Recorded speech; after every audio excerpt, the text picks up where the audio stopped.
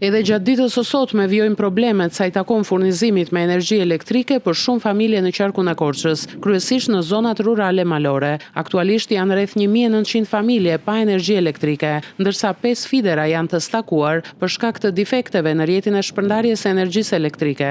Burime zyrtare nga OSHE thonë se fideri 9 në Lozhan ka probleme dhe pjesërisht zona është pa energji elektrike, ku preken rreth 400 abonent rural.